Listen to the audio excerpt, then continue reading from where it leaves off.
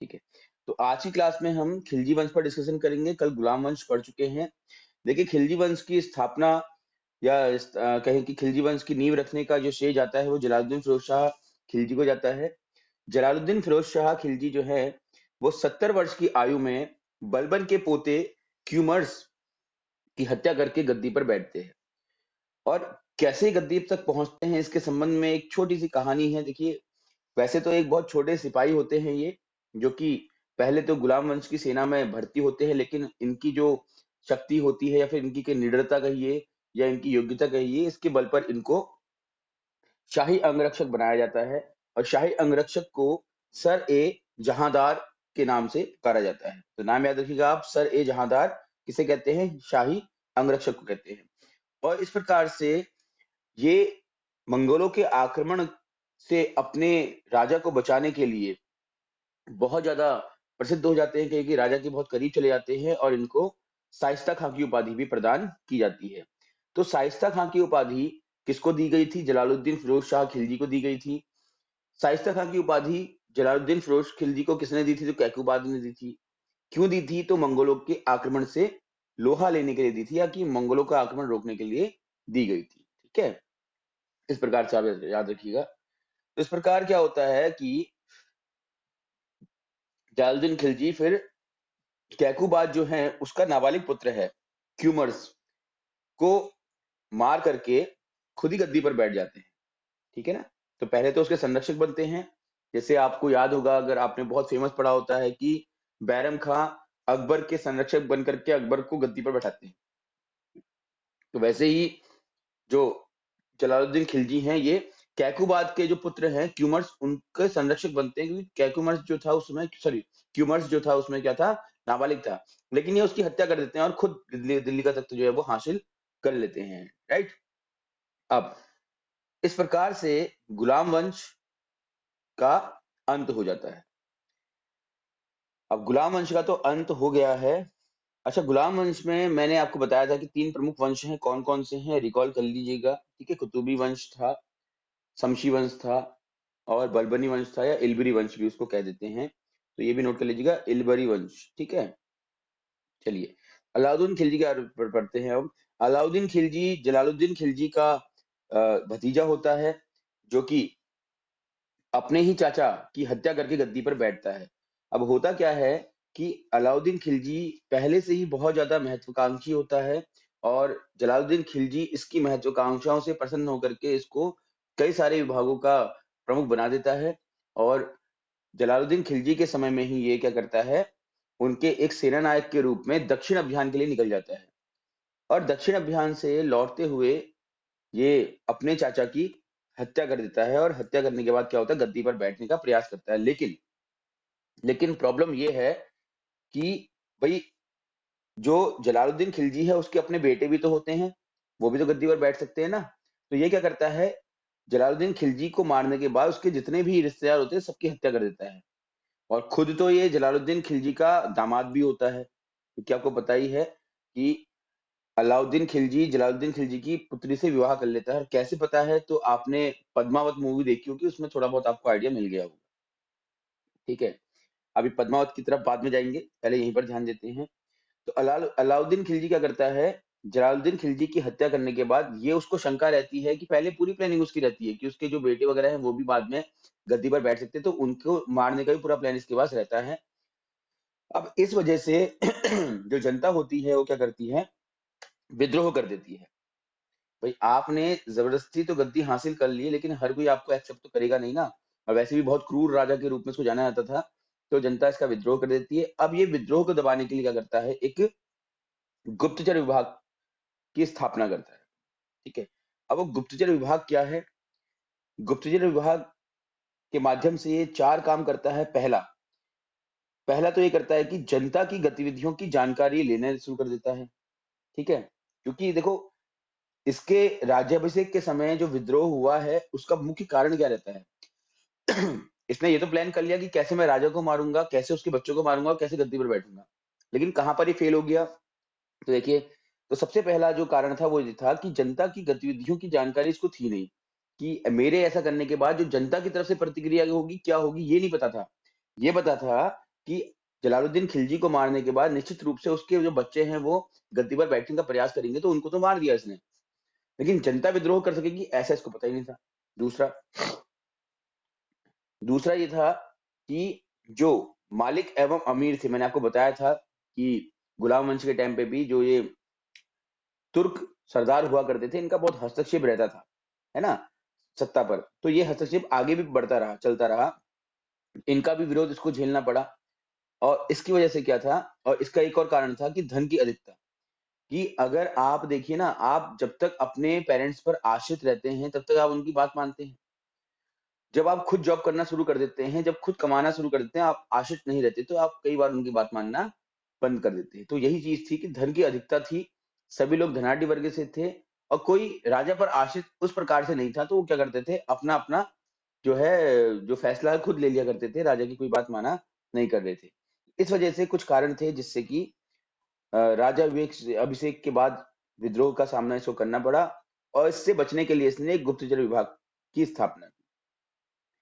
गुप्तचर विभाग की स्थापना करने के बाद इसने सबसे पहला तो काम ये किया कि जो इसके राज में मदिरा पान था उसके पूरी तरह से समाप्त कर दिया। भाई कोई भी शराब नहीं पिएगा, ऐसा इसने निर्णय लिया। मदिरा पान को पूरी तरह से क्या कर दिया इसने, निषेध कर दिया। इसके बाद जनता की गतिविधियों को जानने के लिए अपने गुप्तचर फैला दिए चारों ओर, ठीक है। और जो भी अमीर थे, या फिर कहें कि जो आपके तुर्क सरदार थे, जो पैसे वाले व्यक्ति थे, उनसे कर लेना शुरू कर दिया, उनकी जो भूमि थी वो जब्त करनी शुरू कर दी, ठीक है, ताकि उनके पास क्या हो, पैसा कम रहे और वो कम से कम राजा की बात माने। इस तरह से कुछ कठोर कदम इसने उठाए, ठीक है। तो अलाउद्दीन खिलजी को इस प्रकार से, इस वंश का, खिलजी वंश का सबसे शक्तिशाली, मैं तो कहता हूं कि सल्तनत काल का ही सबसे शक्तिशाली इसको राजा माना जाना चाहिए। इसकी महत्वाकांक्षा इतनी अधिक थी कि इसने खुद को सिकंदर सानी उपाधि दी, ठीक है। तो याद रखिएगा, सिकंदर सानी जो उपाधि है, आपके स्क्रीन में दिख रहा होगा आपको। देखिए कई सारी बातें तो ऐसी हैं जो स्क्रीन में नहीं लिखी हैं, बस वो डिस्कस करने वाली हैं, तो जो इंपॉर्टेंट चीजें वो लिखी हुई हैं। तो सिकंदर सानी की उपाधि किसने ली थी, अलाउद्दीन खिलजी ने ली थी। क्यों ली थी, क्योंकि इसकी महत्वाकांक्षा थी, ये बहुत सारे देशों को जीतना चाहता था, और सिकंदर ने ही ऐसा किया था इससे पहले, तो ये सिकंदर से बहुत प्रभावित था और सिकंदर बनना चाहता था। अपने आप को इसने खुद ही सिकंदर सानी की उपाधि दे दी। इसके बाद नसीर अमीर उल मोमिन, नासिर अमीर उल मोमिन की उपाधि धारण की इसने, मतलब होता है इसका खलीफा का सहायक। और इसके बाद यामिन उल खिलाफत, यामिन उल खिलाफत, इसका मतलब होता है खलीफा का दायां हाथ।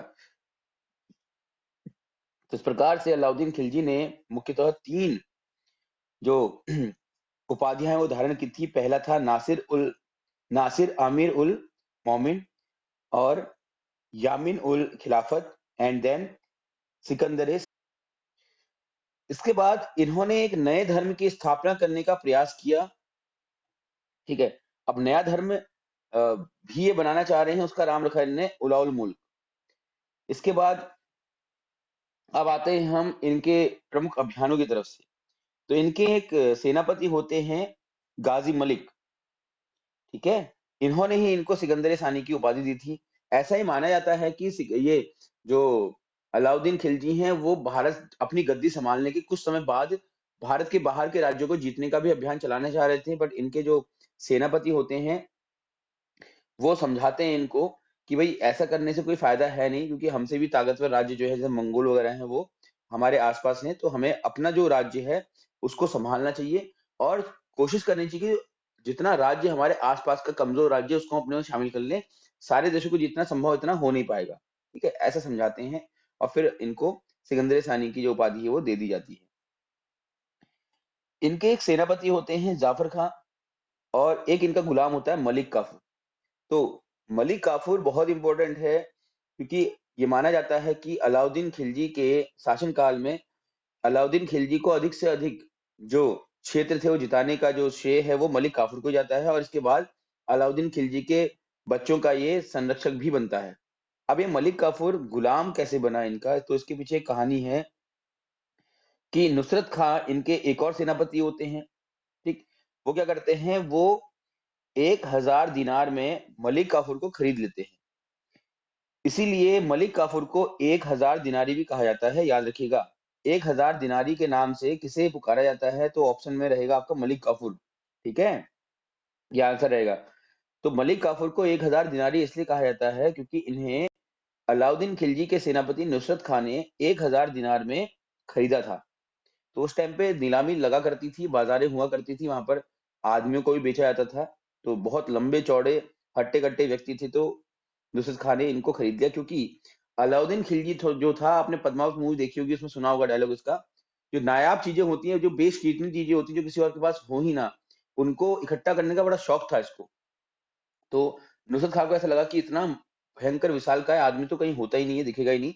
तो इसलिए अलाउद्दीन खिलजी को भेंट देने के लिए, उनको खुश करने के लिए उन्होंने इसको खरीदा था, ठीक है। और इसके बाद एक बहुत महत्वपूर्ण प्रश्न बनता है कि मलिक काफूर ने रुद्र प्रताप से, रुद्र प्रताप कौन है आगे पढ़ेंगे आएगा, रुद्र प्रताप से कोहिनूर हीरा लेकर के अलाउद्दीन खिलजी को दिया था, ठीक है। तो ये भी याद रखना आपको, क्या याद रखना है कि मलिक काफूर ने कोहिनूर हीरा लेकर के अलाउद्दीन खिलजी को दिया था। क्योंकि ये प्रश्न आता है, कोहिनूर हीरा से संबंधित जो भी बात होगी वो आपको याद रखनी है। आपको आधुनिक भारत में मैंने ये भी पढ़ाया था कि जो शाह सूजा था, कौन था शाह सूजा, बताओ। अब्दाली का जो पोता था, उसने किसको दिया था ये कोहिनूर हीरा? बताइए, जल्दी बताइए, जल्दी बताइए, बोलिए जल्दी। तो एक गुजरात विजय का अभियान ये चलाते हैं 1298 में, 1298 में, ठीक है। और उस अभियान को चलाने के लिए इनके दो सेनापति उलूग खां और नुसरत खां जाते हैं, ठीक है। राजा कर्ण बघेल, आप नाम नोट कर लीजिएगा, राजा कर्ण बघेल की एक पत्नी होती हैं कमला देवी, जो कि बहुत सुंदर होती है। तो गुजरात अभियान में राजा कर्ण बघेल की पत्नी कमला, सॉरी, राजा कर्ण बघेल की हत्या करके ये उसकी पत्नी से विवाह कर लेते हैं, निकाह कर लेते हैं, कौन? अलाउद्दीन खिलजी, ठीक है। तो ऐसा था, और इसी क्रम में इन्होंने पद्मावती के साथ भी मतलब प्रयास किया था, लेकिन आपको जानकारी है ही कि उन्होंने जौहर कर लिया और वो उन्होंने अपनी जान दे दी थी, ठीक है। अब मलिक काफूर के द्वारा दक्षिण का एक अभियान किया जाता है।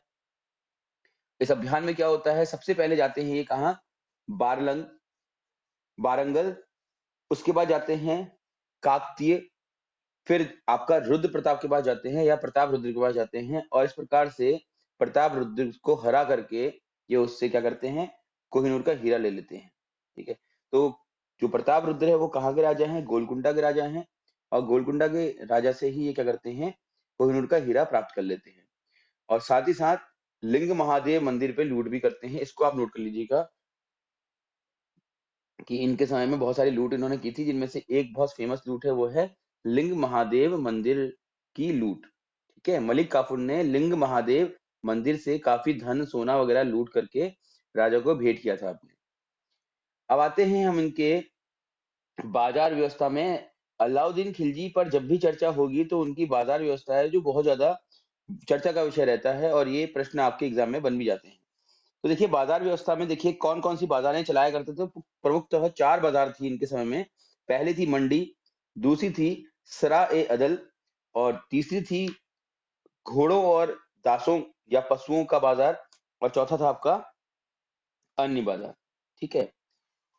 अब मंडी जो थी, वहां पर सब्जी दाल अनाज, आपको पता ही है भैया, आप आज भी अगर मंडी जाते हो तो क्या होता है, वहां पर सब्जी दाल अनाज आदि बिकता है, और बहुत अच्छे दामों में, और कहें कि और बहुत ज्यादा मात्रा में बेचा जाता है, ठीक है। तो मंडी मतलब क्या है, सब्जी दाल अनाज आदि। सराय अदल, ये आपको याद रखना पड़ेगा क्योंकि ये अलग सा नाम है। तो प्रश्न ये भी पूछा जा सकता है कि सराय अदल का मतलब क्या है। सराय अदल एक बाजार है, एक प्रकार का बाजार है, जहां पर कपड़ा, चीनी, मेवा, घी आदि का व्यापार किया जाता था। बाकी तो घोड़ों, दासों का या पशुओं का बाजार, और शेष छोटे बाजार जो है वो सामान्य है, राइट। तो मंडी, सराय अदल, घोड़े, पशुओं का बाजार और अन्य छोटे बाजारों में सराय अदल बहुत महत्वपूर्ण है, क्योंकि एक अलग सा नाम है ना, और अलग सा नाम होगा तो पूछने की संभावना बन जाती है परीक्षा में, राइट। चलिए, इसके बाद इन्होंने चित्तौड़ के राजा रतन सिंह को मारकर उनकी पत्नी पद्मावती को पाने की कोशिश की, लेकिन सफल नहीं हो पाए क्योंकि उन्होंने क्या किया, जौहर कर लिया था। ठीक है, जौहर में क्या होता है कि एक साथ बहुत सारी रानियां जो होती हैं अपने आप को जला लेती हैं। ठीक है, पद्मावत जो कहानी है किसके द्वारा लिखी गई है, मलिक मोहम्मद जायसी द्वारा लिखी गई है। राइट, और ये भी इम्पोर्टेंट बनता है क्योंकि मैंने बताया भी था आपको कि जितने भी पुस्तकें हैं जो फेमस हैं उनके रचयिताओं का या लेखकों का नाम आपको पता होना चाहिए, वो प्रश्न पूछा जाता है एग्जाम्स में। तो उसका भी एक अलग से आप नोट बनाइएगा। ठीक है, जहां पर सिर्फ जो विशेष कहानी लेखक हैं उनके नाम और उनके सामने उनकी कहानियों के नाम लिखे हों। अब इसके बाद देखिए छोटी सी कुछ घटनाओं के माध्यम से क्या होता है कि ये अलाउद्दीन खिलजी के शासनकाल का अंत हो जाएगा अभी। अब क्या होता है, एक व्यक्ति है गाजी मलिक। ठीक है, गाजी मलिक जैसे जलालुद्दीन खिलजी क्यूमर्स का बहुत ज्यादा खास बन गया था क्योंकि उसने मंगोलों से रक्षा की थी उनकी, इसी प्रकार से जो गाजी मलिक है वो भी सीमा रक्षा करता है, सीमाओं की रक्षा करता है, और इसीलिए अलाउद्दीन खिलजी खुश होकर के उसको अपना खास बना लेते हैं, अपने साथ शामिल कर लेते हैं। इसके बाद मूल्य नियंत्रण की एक नीति वो अपनाते हैं, कौन, अलाउद्दीन खिलजी, जिसके लिए बाजार का अधीक्षक नियुक्त करते हैं। और क्योंकि आपको पता ही है सबसे शक्तिशाली व्यक्ति कौन है उनके साथ में, मलिक काफूर है, तो मलिक काफूर को बाजार का अधीक्षक नियुक्त किया जाता है। नोट कर सकते हैं आप लोग कि मूल्य नियंत्रण के लिए अलाउद्दीन खिलजी द्वारा एक नए पद का सृजन किया गया, और नया पद क्या है, बाजार अधीक्षक, और मलिक काफूर को नियुक्त किया गया। ठीक है, इन्होंने सार्वजनिक वितरण प्रणाली भी अपनाई। तो सार्वजनिक वितरण प्रणाली अपनाने का वाला व्यक्ति कौन है, अलाउद्दीन खिलजी है। घोड़े दागने की प्रथा भी इन्होंने आरंभ कर दी, ये पहले भी चल रही थी आपकी, हालांकि ऐसा नहीं है। हुलिया प्रथा, इसके बाद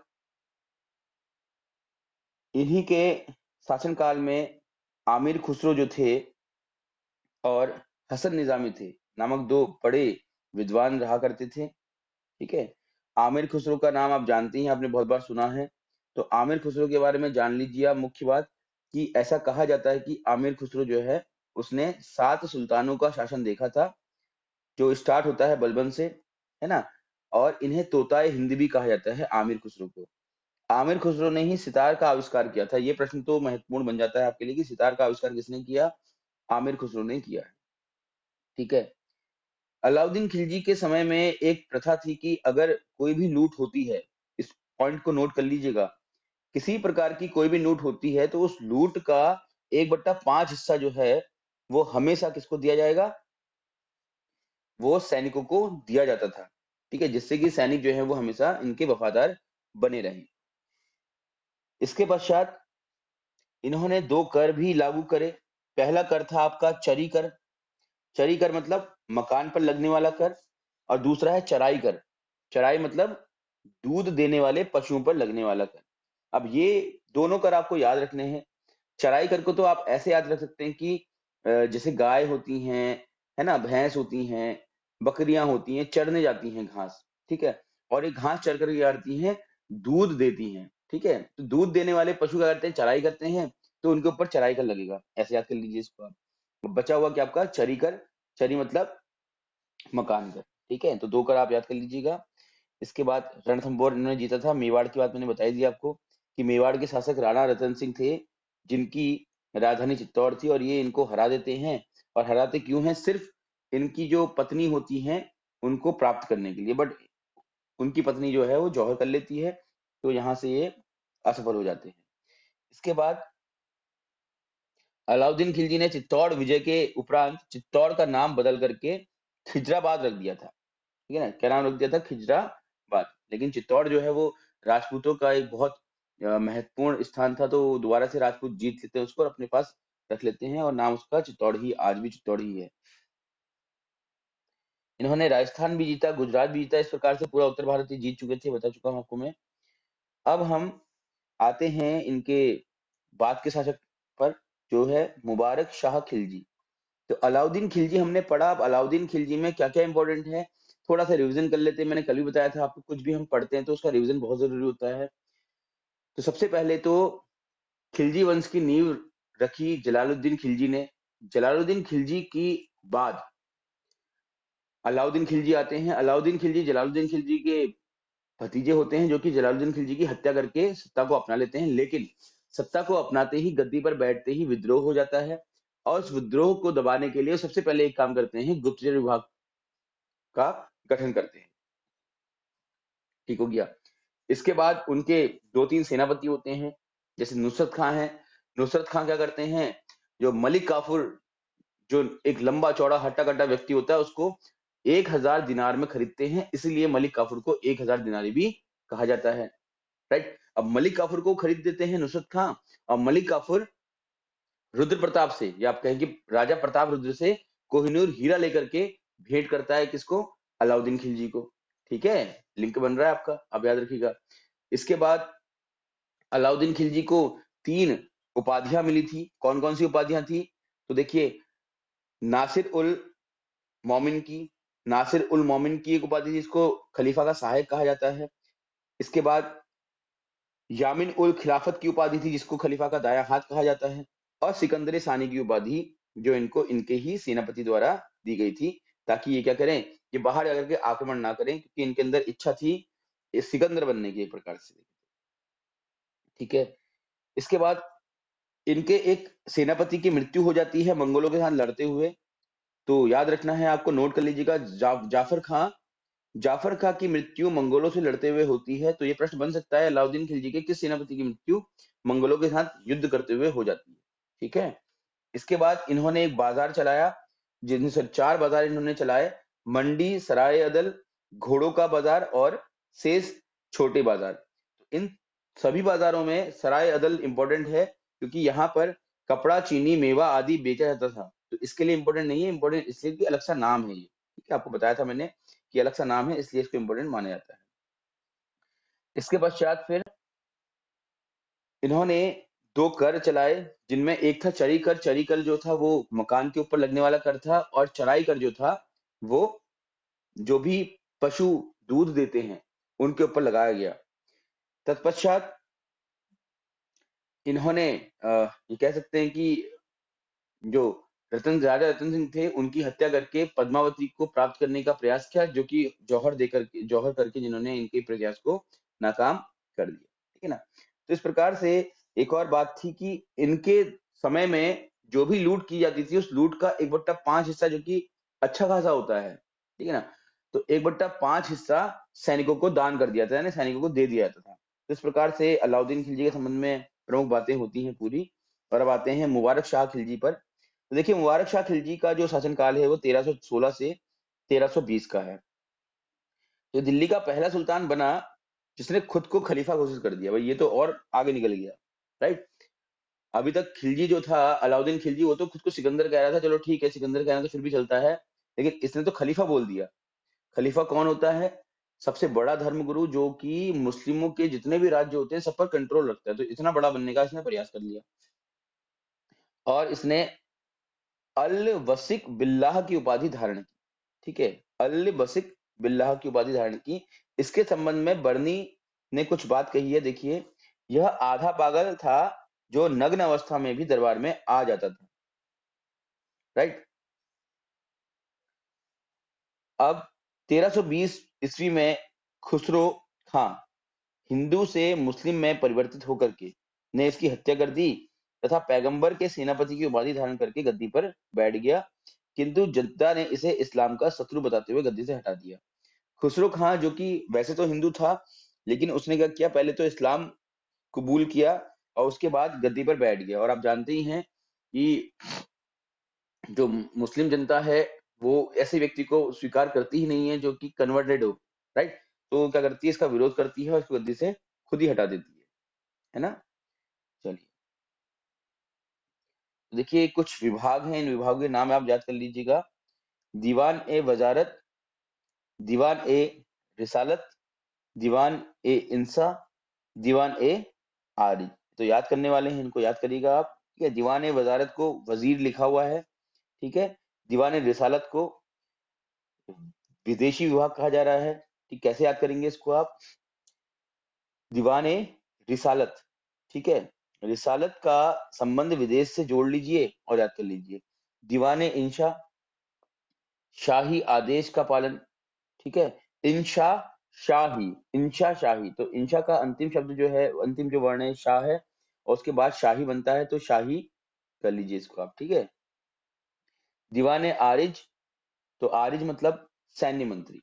तो इस प्रकार से ये कुछ विभाग है, और विभाग में जो कार्यरत व्यक्ति हैं कौन होते थे, इसको आप याद कर लीजिएगा कि किसी भी काल में, चाहे वो गुलाम वंश हो, चाहे खिलजी वंश हो, चाहे आगे आप मुगल वंश पढ़ेंगे, तो वहां पर जो बाजार व्यवस्था होती है या फिर इस प्रकार के विभागों के नाम होते हैं वो थोड़ा इंपॉर्टेंट रहते हैं। अलाउद्दीन के बाजार नियंत्रण के अधिकारी भी थे बरीद ए मंडी, ठीक है, तो बाजार का निरीक्षक हो जाएगा। शहना ए मंडी बाजार का अधीक्षक हो जाएगा, है ना। और इसके बाद शहना ए मंडी, सॉरी, दीवान ए रियासत बाजार का नियंत्रक, मन मनहियान गुप्तचर, और सराय अदल न्याय अधिकारी। तो ये आप लोग को नोट कर याद करना ही पड़ेगा, इसको याद कर लीजिएगा आप। चलिए, अब हम आगे बढ़ते हैं और तुगलक वंश की ओर चलते हैं। देखिए, खिलजी वंश में आप अगर जब पढ़ते हैं तो आपको ये याद रखना है कि गुलाम वंश में फिर भी हमने उतना ये बाजार व्यवस्था आदि के बारे में नहीं पढ़ा था, क्योंकि वहां पर इतना ज्यादा इंपॉर्टेंट था भी नहीं। लेकिन खिलजी वंश में अलाउद्दीन खिलजी के समय में बहुत ज्यादा सुधार किए गए थे बाजार संबंधी और भू संबंधी। तो वो सारे के सारे आपने पढ़ने हैं, याद करने हैं, क्योंकि खिलजी वंश से या स्पेशली अलाउद्दीन खिलजी के कार्यकाल से या शासनकाल से ये प्रश्न बहुत ज्यादा एग्जाम्स में पूछे जाते हैं, ठीक है। आप लोग ने खुद एग्जाम दिए होंगे, आपको भी अंदाजा इतना रहता ही है। तुगलक वंश की हम बात करते हैं तो एक नाम बताया था आपको मैंने, गाजी मलिक, जिससे अलाउद्दीन खिलजी काफी खुश रहता है, क्योंकि उसने क्या किया था, सीमाओं से रक्षा की थी, ठीक। तो इसीलिए बाद में आकर के ये शक्तिशाली व्यक्ति जो होता है, ये तुगलक वंश की नींव रखता है। नाम होता है इसका गयासुद्दीन तुगलक, और गाजी की उपाधि ये धारण करता है। गाजी कौन होता है? जो काफिरों को मारता है। और काफिर कौन होते हैं? जो इस्लाम के धर्म के अतिरिक्त अन्य धर्म से संबंध रखते हैं, उनको काफिर कहा जाता है, ठीक है। तो धर्म की रक्षा के लिए ये क्या करते हैं, उनका वध करते हैं या उनकी हत्या करते हैं, और उसी को, उस व्यक्ति को गाजी कहा जाता है, ठीक। तो दिल्ली सल्तनत में सबसे अधिक तुगलक वंश द्वारा ही शासन किया गया है, ये बात आपको याद रखनी है कि दिल्ली वंश में या कहें कि सल्तनत काल के समय दिल्ली पर सर्वाधिक शासन करने वाले वंश का क्या नाम है? तुगलक वंश है। तो याद कर लीजिएगा आप लोग, ओके। और यह तुर्क राज वंश का अंतिम राजवंश था। देखिए, जो शुरुआत में जो भारत में मुस्लिम आए वो तुर्किस्तान से आए, तुर्क थे। तो गुलाम वंश के भी जितने थे सब तुर्क थे, आपको बताया था मैंने, है ना। खिलजी वंश के भी सब तुर्क थे, तुगलक वंश में भी सब तुर्क है। लेकिन अब इसके बाद जो वंश आएंगे, सैयद वंश और लोधी वंश, वो तुर्क नहीं होते।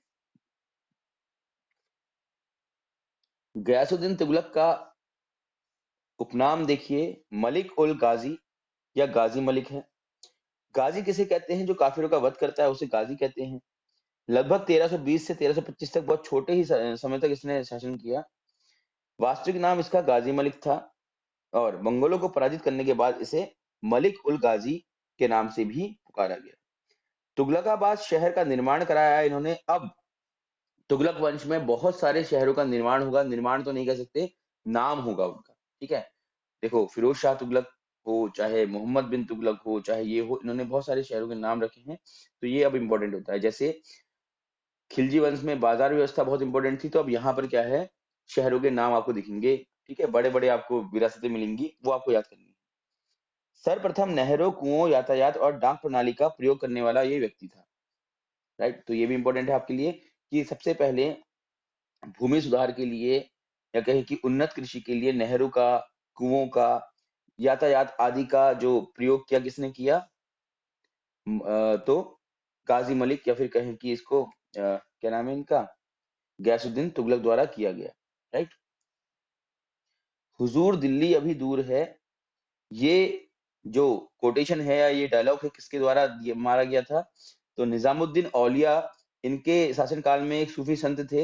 वो क्या करते हैं, जब ये दिल्ली से बाहर किसी अभियान में जाते हैं, तो दिल्ली इनको सौंप के चले जाते हैं कि आप दिल्ली की रक्षा कीजिएगा, दिल्ली आपको सौंप के जा रहा हूँ, और जैसा एक राजा को ट्रीटमेंट मिलता है वैसे ही आपको मिलेगा, ठीक है। लेकिन जैसे ही ये चले जाते हैं यहाँ से, तो जो निजामुद्दीन औलिया होते हैं, ये जनता को इनके विरुद्ध भड़काने लगते हैं। ऐसी सूचना इनको मिलती है गयासुद्दीन तुगलक को, और उसके बाद ये कहते हैं कि ठीक है, मैं जैसे ही पहुंचूंगा दिल्ली तो तुरंत सबसे पहले इनको गद्दी से हटाऊंगा, है ना।